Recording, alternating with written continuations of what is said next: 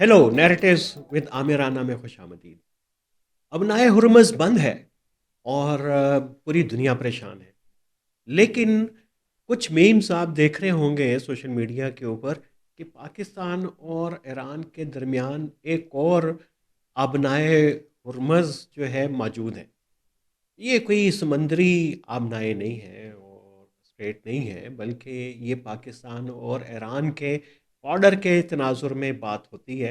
और आजकल ऐसी तस्वीर जो है वो सोशल मीडिया पे जो है वो गर्दिश कर रही हैं, जो आपको बताती हैं कि अगर आबनाए हुरमज़ बंद हो गया तो क्या हुआ। और पाकिस्तान के पास तो ये चैनल है और तस्वीरों में आप देखते हैं कि नीले बड़े ड्रम जो हैं मोटरसाइकिलों के ऊपर उठाए, जो सैकड़ों की तादाद में बाइकर जो हैं वो जा रहे हैं, बॉर्डर की तरफ जा रहे हैं, या वो पॉइंट जहाँ से उन्होंने तेल लेना है। जम्बार्ड की तस्वीरें देख रहे होंगे, जम्बार्ड नीले रंग की इरेनियन व्हीकल है जिसके अंदर जो है वो बॉर्डर पे से जो ईरान की तरफ से ऑयल आता है। और ज़ाहिर है ये जम्बार्ड जो है लोकल लोगों की है। तो ये है क्या, ये जो हमारी जो चैनल इसको हम कहें कि ईरान और पाकिस्तान के दरमियान ये जो तेल का तजारत का, ये है क्या? क्योंकि बहुत सारे इबामात रहते हैं इसके बारे में। और कभी कोई मिनिस्टर आके, फाइनेंस मिनिस्टर आके कहता है कि जी हम इसको ख़त्म कर देंगे इस, और फिर उसके ऊपर बलोच, कॉम्प्रेस, बाकी जमातें भी जो हैं इस पे एहतजाज करती हैं कि लोगों का रोज़गार इसके साथ मुंसलिक है, आप इसे बंद क्यों करेंगे। फिर इसके हवाले से बहुत ज़्यादा फिर कहानियाँ मशहूर हैं और लोगों की बहुत सारी रवायात यहाँ पे हैं कि इसमें शायद जो है वो पाकिस्तान के जो पैरामिलिट्री फोर्सेस इसके अंदर स्मगलिंग के अंदर इन्वॉल्व हैं, वो उसके बड़े बेनिफिशरी हैं। और फिर यहाँ पे उन लोगों का नाम भी आता है जिनके नाम के ऊपर कुछ परमिट है। ये परमिट क्या होते हैं, ये परमिट होल्डर क्या है, और परमिट की सियासत बलूचिस्तान में क्या है, इसका नेक्सस क्या है, इसके ऊपर भी हम बात करेंगे। लेकिन इनका नाम भी आता है। और ये एक मर्तबा तो इतना संगीन मसला बन गया था कि फिर कुछ वज़रा को, जो उनमें से एक वज़ीर आला हैं अभी बलूचिस्तान के, और उससे पहले जो जनरल राहिल शरीफ साहब के दौर के अंदर कुछ जो मेजर जर्नल्स का, ब्रिगेडियर्स का एहतसाब हुआ था, उनमें एक का ताल्लुक बलूचिस्तान से था और वो भी वहाँ की एफसी के अंदर रहे थे और उन्होंने पली बार गेंद की थी और कुछ अरब रुपए दे के अपनी जान छुड़वाई थी। तो एक बड़ा तनाज़ा इसके हवाले से रहता है, अ, इस स्मगलिंग के हवाले से। आज सारे पहलुओं पे बात करेंगे। और सबसे पहले तो हम ये देख लेते हैं कि ये ट्रेड जो है स्मगलिंग लीगल है या इलीगल है। तो ये इसकी पूरी हरकियात क्या हैं, कितना तेल आता है और कितना कंज्यूम होता है, कहाँ कहाँ तक पाकिस्तान के अंदर जाता है। तो इसके ऊपर बड़े तखमीने आपको मिलेंगे, नज़र आएंगे। और ये सारे एस्टिमेटेड ही है, तखमीना भी एस्टिमेटेड ही होता है। मसलन 2023 में रॉयटर्स ने कहा था कि पाकिस्तान जो अपना 30% जो है डीज़ल की, जो उस वो ज़रूरियात का ईरान से जो जो डीज़ल आता है उससे पूरा करता है। और ये इसके बाद कुछ अंदाजे हैं कि 10 मिलियन लीटर्स जो है पर डे जो डीज़ल आता है वहाँ से ऑयल आता है। तो इसके ऊपर हम बात करेंगे कुछ और मुस्तनद अदाद शुमार के ज़रिए बाद में। फिर ये कि कुछ लोग तो ये भी कहते हैं कि पाकिस्तान अपना 17 से 20% जो है डीज़ल की ज़रूरियात इससे पूरी करता है और इसकी वर्थ जो है 80 बिलियन के बराबर जाके बनती है। इसमें हकीकत कितनी है तो वो उसके के ऊपर थोड़ी सी हम यकीनन उसके ऊपर बात करेंगे। और लेकिन ये ऑयल आता क्यों है, ये ईरान जो है वो ऑयल मुफ्त में क्या बांटता है, और ये जो लोग वहाँ पे जाके ईरान जाते हैं और बॉर्डर से ऑयल लेके आ जाते हैं। तो आपके इल्म के अंदर है कि ईरान के अंदर जो मार्जिनलाइज रीजन है जहाँ पे हुकूमत बहुत ज़्यादा डेवलपमेंट नहीं कर सकती, लोगों को ज़्यादा रियायतें नहीं दे सकती, और उनकी ज़िंदगी को अपलिफ्ट करने के लिए उन्होंने एक सब्सिडी का सिस्टम है। और वो ज़ाहिर है सब्सिडी में देने के लिए एक सबसे अहम चीज़ तो वो ऑयल ही है। तो बहुत सारे रीजन्स में और ख़ास तौर के ऊपर सिस्तान बलूचिस्तान के रीजन में और पाकिस्तान का बॉर्डर चूँकि उससे मिलता है, تو 5 سے 6 ڈسٹرکٹس ایسی ہیں جن کا انحصار جو ہے ٹریڈ کے اوپر بھی وہ ان کے ساتھ ہے، اور سبسڈیز جو ہے وہ ملتی ہے بنیادی طور کے اوپر وہ ایرانی سیستانی بلوچوں کو ملتی ہے، اور وہ جو آئل ان کو پڑتا ہے کوئی 7 سینٹ کا 10 سینٹ کا، یعنی پاکستانی 10 سے 12 روپے لیٹر کے اندر وہ پڑتا ہے۔ اور جو پاکستان سے جو لوگ ہیں وہ وہاں پہ جاتے ہیں اور وہ ان سے آئل خریدتے ہیں اور پاکستان کے اندر لا کے فروخت کرتے ہیں، لیکن یہ اتنا سادہ نہیں ہے جتنا ہمیں بظاہر جو ہے وہ نظر آتا ہے۔ اور یہ جو لوگ جاتے ہیں ایران کے اندر، یہ کوئی ایسے ہی نہیں چلے جاتے کہ یہ جائیں اور ان کے لیے سب جو ہیں وہ آنکھیں اپنی وہ فرش راہ کیے ہوئے کھڑے ہوئے استقبال کریں، لو جی ہمارے گاہک آ گئے ہیں، ان کو سیل کر دیں۔ تو اس کے اندر وہ سبسڈی تو لوکلز کو ملتی ہے، لیکن ایک نوبت لسٹ ایک دور کے اندر ہوتی تھی، اور ابھی وہ اس کے کئی نام ہیں، اس کے اوپر مختصراً ہم بات کر لیں گے۔ راہداری کے ذریعے جو لوگ جاتے ہیں تو وہاں سے وہ آئل خریدتے ہیں، اور یہاں پہ بہت سارے لوگ ایسے ہیں کہ جن کے جو ڈیول نیشنلز ہیں، جو ایران کے اندر بھی جن کے نیشنل ہیں اور پاکستان کے اندر بھی ہیں، تو اگر یہ کوئی ہمارا نادرا کا ایران کے ساتھ کوئی انٹرنیشنل ریکگنائز سسٹم ہو اور سینکشنز کے بعد، تو پھر یہ پتہ چل جائے گا کہ کتنے ڈیول ہیں کتنے نہیں، ڈیٹا بھی نہیں ہے۔ بہرحال یہ لوگ بھی وہاں سے جا کے آئل لے کے آتے ہیں اور پھر پاکستان کے اندر لا کے اس کو فروخت کرتے ہیں، اور پھر IRGC یعنی پاسداران انقلاب، اس میں خاص طور کے اوپر قدس فورس کا بار بار ذکر آتا ہے۔ امریکنز جو ان کی سینکشنز رپورٹ، ایران کے اوپر کئی سینکشنز ہیں، ان کا تفصیل سے ذکر کریں گے۔ ان سینکشنز کی جو رپورٹ آتی ہیں، ان سینکشنز رپورٹ میں جو پیروڈیکل ہوتی ہیں یعنی ہر سال شائع ہوتی ہیں، اس میں اس بارڈر کا بھی ذکر آپ کو ملے گا اگر آپ جا کے دیکھیں گے کہ کیسے القدس جو ہے اس کو ویپن کے طور پہ بھی استعمال کرتی ہے، لوگوں کو اپنے قریب لانے کے لیے۔ اور پھر یہ کہ القدس کے اپنے جو اخراجات ہیں وہ کوئی ظاہر ہے کہ وہ ان کو باقاعدہ کوئی سچ تو سسٹم نہیں ہے۔ IRGC کا اور اس کے جتنے بھی ذیلی تنظیمیں ہیں، ان کا پورا ایک نیٹ ورک ہے، اس کو کہیے کہ ایرانین ملٹری انک ہے، وہ بسیج اس کے اندر ہے، اور یہ ساری فورسز ہیں۔ اس کے تفصیل میں ہم جانا چاہیے، ابھی بات کہیں سے کہیں نکل جاتی ہے، لیکن یہ کہ وہ بھی اس کے اندر انوالو ہے۔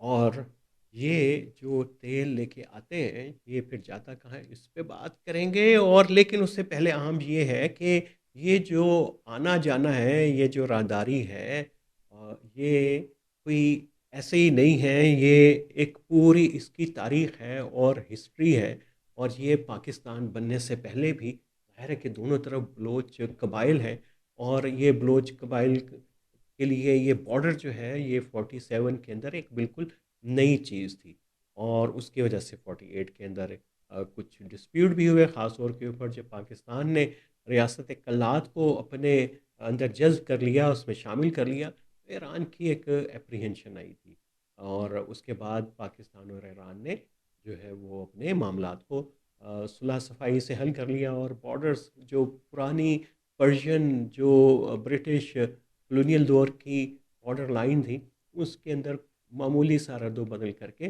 اس کو باقاعدہ سرحد کا درجہ دے دیا گیا۔ اور یہاں پہ یہ بھی ذیلی طور پہ بتاتے چلیں کہ ایران پاکستان کو تسلیم کرنے والا پہلا ملک تھا، اور شاہ فرحان نے پاکستان کا پہلا دورہ کیا تھا، لیاقت علی خان نے ایران کا پہلا دورہ کیا، تو ایک بڑا ایک پاکستان اور ایران کا ایک تاریخی دور تھا، اور اس میں یہ ساری چیزیں ہو رہی تھیں۔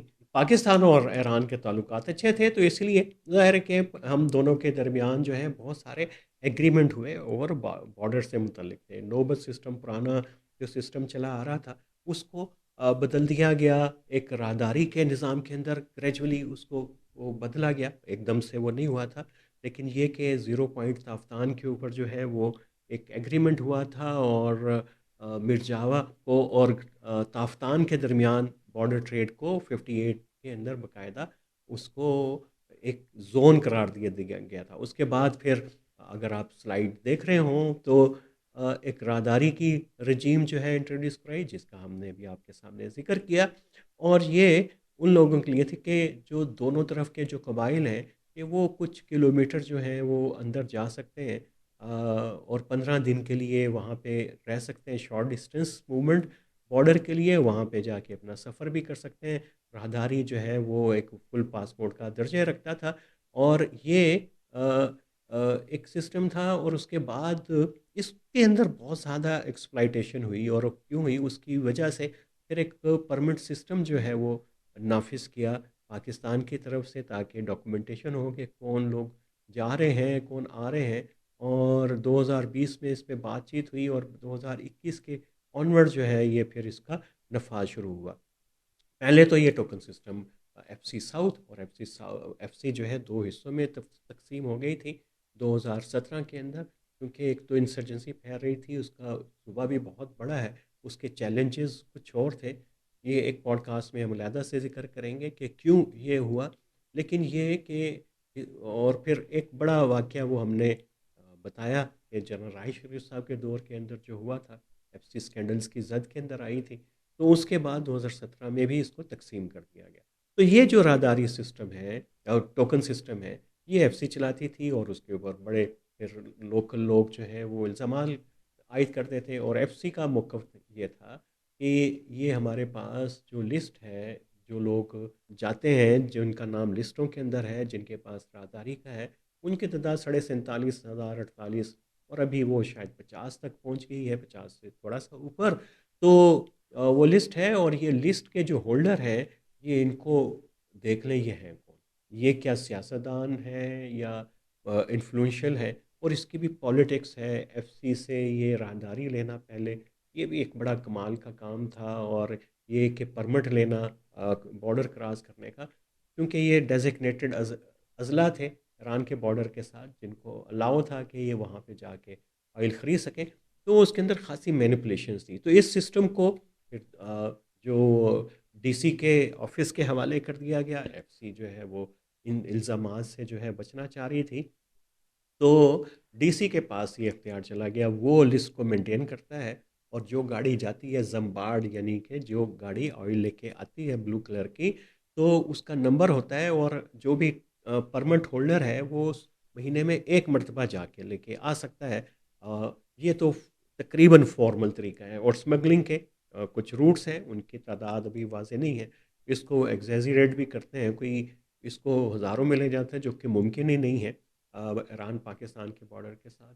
सैकड़ों के अंदर मुमकिन हो सकते हैं, लेकिन ये दर्जनों दर्जन के करीब कुछ रूट्स जो हैं वो करीब करीब हैं उस अंदाजे के वहाँ से भी होती है। तो ये फिर डीसी ऑफिस ने इसको मैनेज करना शुरू किया। और जाहिर है कि इसमें आप जो ऑयल 10-12 रुपए का लेके आते हैं, वो आते ही पाकिस्तान के बॉर्डर को क्रॉस करते ही जो है वो 50 से 60 रुपए का हो जाता है, और तुरबत तक आते आते जो है वो कोई 150 का हो जाता है। तो हर स्टॉप के ऊपर मुख्तलिफ जो है डीलर मौजूद होते हैं। ये जो वहाँ से राहदारी जिनके पास है परमिट है, वो सिर्फ अपनी वहाँ से ऑयल लेके आते हैं। और ये जो आप बसें और ये ट्रक और ये देखते हैं मोटरसाइकिलें जो लेके जा रहे होते हैं, ये उनका वेट कर रहे होते हैं, उनका इंतज़ार कर रहे होते हैं, जो लीगल तरीके से या फॉर्मल तरीके से ऑयल को लेके आते हैं ईरान से।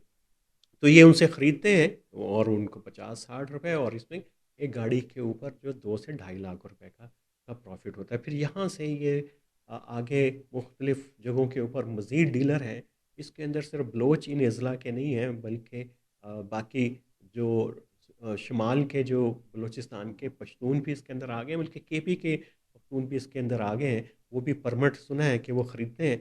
डीसी ऑफिस में जब आता है मामला, तो उसके ऊपर बहुत सारे इश्यूज़ जो हैं, सवालिया निशान आ गए हैं। वो वैसे ही सवालिया निशान जो हैं वो जो तो कभी एफसी के ऊपर होते थे, अब वो जो है डीसी के ऊपर आते हैं। उनको मिली भगत का नाम दिया जाता है। और बल्कि ये तो एक ये भी इस किस्म की कहानियाँ मशहूर हैं, दुरुस्त हैं या गलत है, कि जरदारी साहब से भी मंसूब एक डीसी हैं, और वो जो है पता नहीं कि कितने करोड़ रुपए दे के उन्होंने वो अपनी अपॉइंटमेंट एक ऐसे शहर में बॉर्डर टाउन में करवाई थी, और उनको हटाना मुश्किल हो गया। लेकिन अभी ये जो सेंसिटिव अज़ला हैं ऑयल की ट्रेड स्मगलिंग के हवाले से, اور تاکہ اس کو ٹرانسپیرنسی لائی جائے، تاکہ ادارے جو ہیں اس کے الزام سے بچ سکیں، تو اس کی جتنی اپائنٹمنٹ ہے جو ڈی سیز کی، وہ اب ایف سی کی منظوری سے وہاں پہ ہوتی ہیں 5 ڈسٹرکس کی. وہ دیکھتے ہیں، ان کا ریکارڈ، ان کی چیکنگ ہوتی ہے، ان کا بیک گراؤنڈ چیک ہوتا ہے، اس کے بعد اپائنٹمنٹ ہوتی ہے، تاکہ اس سسٹم میں ٹرانسپیرنسی لائی جائے. لیکن پھر بھی لوگوں کی شکایتیں ہیں، وہ تو اپنی جگہ کے اوپر رہتی ہیں. اور پرمٹ کے حصول کے لیے یہ ایک بہت ہی عجیب و غریب طریقہ ہے کہ ایک ہی اور غریب آدمی کے ساتھ یہاں پہ بھی استحصال ہوتا ہے. غریب آدمی کا سب سے بڑا جرم ہی جو ہے اس کی مجبوری ہے اور اس کی اگنورنس ہے. بعض دفعہ اس کو معلوم بھی ہوتا ہے اپنے فائدے کا اور اپنے نقصان کا، لیکن اس کی مجبوری، اس کی ضرورت ہوتی ہے فوری، تو وہ اپنے پرمٹ جو ہیں وہ کچھ بڑے لوگوں کو دے دیتے ہیں. اور بہت سارے ہمارے تو قانون نافذ کرنے والے اداروں کے جو دوست ہیں جو انہوں نے وہاں پہ سرو کیا، وہ بتاتے ہیں کہ جو بھی بڑا آدمی انہیں ملنے کے لیے آتا ہے، خواہ وہ سیاسی ہو، کوئی سردار ہو، وہ پرمٹ مانگتا ہے سب سے پہلے. خواہ وہ پولیس کے پاس جائیں، خواہ ڈی سی کے پاس جائیں، تو وہ اس کی ایک ہی فرمائش ہوتی ہے جی کہ مجھے پرمٹ دے دیے جائیں. تو وہ پھر وہ پرمٹ خریدتے ہیں اور ایک کہ اس نظام کو کیسے روکا جائے. آ، اب غریب آدمی کے اوپر الزام یہ ہے کہ وہ مہینے میں ایک مرتبہ آئل لے کے آتا ہے اور پورا مہینہ جو ہے اس کے بعد ویڈیوز دیکھتا ہے، ٹک ٹاک دیکھتا ہے، اور انسرجنسی کے والوں کے گانے سنتا ہے، پہاڑ والوں کے، ان سے مروب ہوتا ہے. پھر پہاڑوں پہ جا کے لڑنا شروع ہو جاتا ہے. یہ وہ تعلق ہے جس کو بتایا جاتا ہے انسرجنسی کے ساتھ. تو ہم تو بات کی گہرائی میں تھوڑا سا زیادہ چلے گئے. تو یہ ایک فارمل سسٹم تھا جو 58 کے ہمارے ایگریمنٹ کے مطابق ہوا. پھر راداری کا سسٹم تھا. پھر یہ ہم نے بات کی کہ کیسے چیزیں ایوالو ہونا شروع ہوئیں، آہستہ آہستہ رجیمز ایوالو ہونا شروع ہوئیں.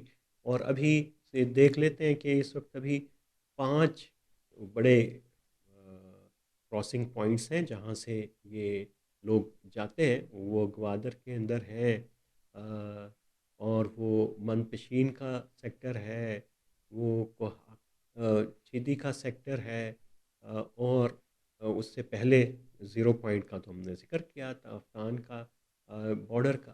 پھر یہ کہ چاہ بہار کا جو ہے وہ سے ایک سی روٹ بھی یہاں پہ موجود ہے.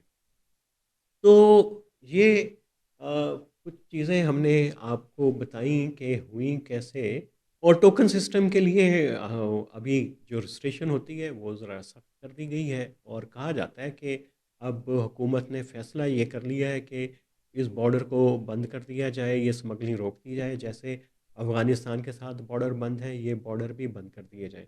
اور یہاں پہ 20 لاکھ لیٹر جو ہے وہ پر ڈے کی کنزمپشن چلی گئی تھی، اور اب اس کو کم کر کے اس کو 2.9 کے اوپر لایا گیا ہے.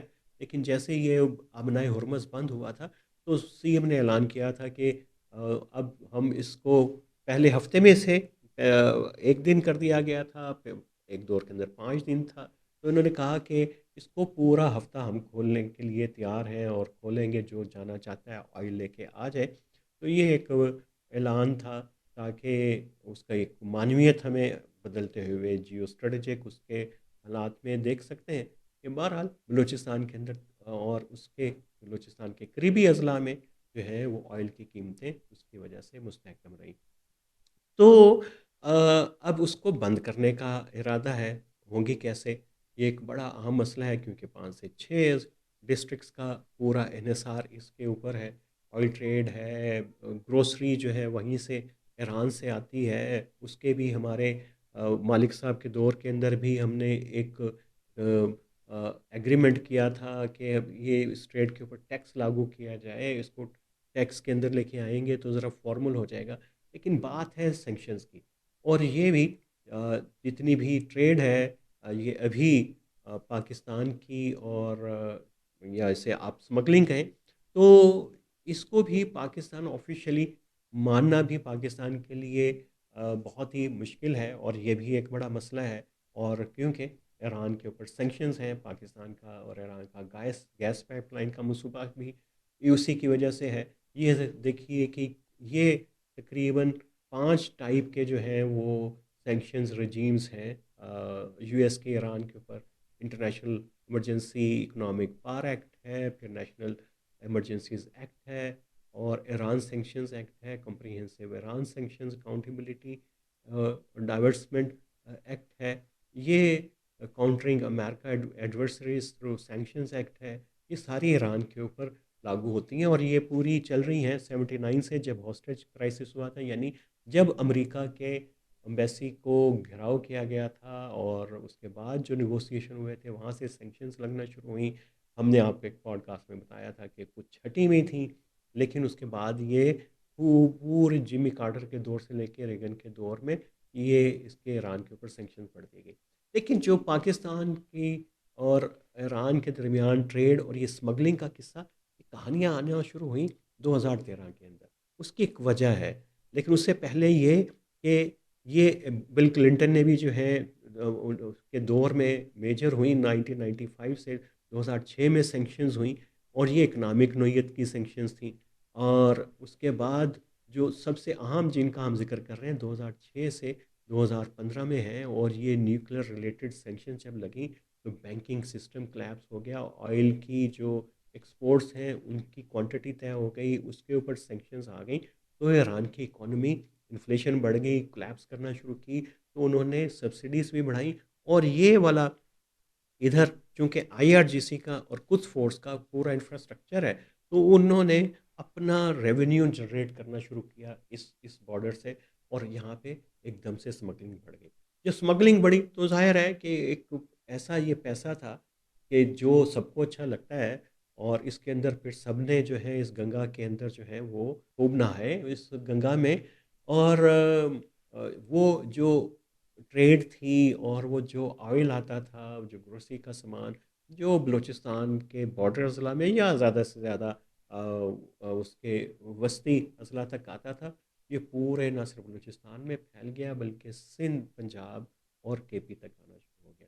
ظاہر ہے کہ یہ ایسی چیز تھی جو فوری طور کے اوپر نظر آتی ہے دنیا کو، اور ایران کے اوپر سینکشنز ہیں. ہم پائپ لائن تو بنا نہیں سکتے، اور اگر یہ ٹریڈ اس طرح کی ہو رہی ہے، اور پھر کبھی رائٹرز کے لوگ جو ہیں انٹرنیشنل ایجنسی کے لوگ جا رہے ہیں رپورٹنگ کے لیے، کبھی گارڈین کی رپورٹ چھپ رہی ہے، آپ پورے اٹھا کے دیکھیے، تو انٹرنیشنل میڈیا نے اس کو بہت ہی زیادہ دلچسپی سے اس مسئلے کو دیکھا تھا. تو یہ سارے محرکات ہوئے کہ پھر یہ بھی کہ بارڈر کو تھوڑا سا کنٹرول کیا جائے. یہ بارڈر افغانستان کی طرح نہیں ہے، جیسے بارڈر کو بند کر دیا، وہاں پہ بھی لوگوں کی ڈپینڈنس تھی، لیکن یہاں پہ زیادہ ڈپینڈنس ہے، اور یہ سب سے زیادہ انسرجنسی سے ہٹ ہوئے اضلاع ہے.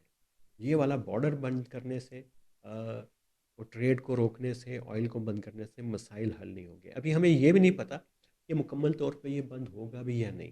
اگر یہ ایران اور امریکہ کی ڈیل جو اگر ہوتی ہے، سینکشنز میں کچھ تھوڑا سا بھی ریلیف ملتا ہے، تو یہ اس کو فارملائز کیا جائے گا، جیسے 2017 میں ہم نے کی، پھر ہم نے 2021 کے اندر بھی اسی طرح کی رجیم سنائی کہ فارمل کر لیا جائے اس ٹریڈ کو. پوٹینشیل بہت بڑا ہے، اور اس کا پوٹینشیل جو بارڈر ٹریڈ کا وہ جاتا ہے ملینز ڈالرز میں، 60-70 ملین ڈالرز میں، جو تافتان 0 پوائنٹ کے ذریعے زیادہ ہوتی ہے. اس کا حجم جو ہے وہ 12 بلین ڈالر بتایا جاتا ہے، نارمل جو امیجیٹلی جو ہوگا، کیونکہ ابھی ایران کی جو کی مارکیٹ بھی ڈائنامکس چینج ہو گئی ہیں، اور پاکستان کی ڈیمانڈ بھی جو چینج ہو گئی ہے، تو یہ حجم بڑھ سکتا ہے پاکستان اور ایران کا.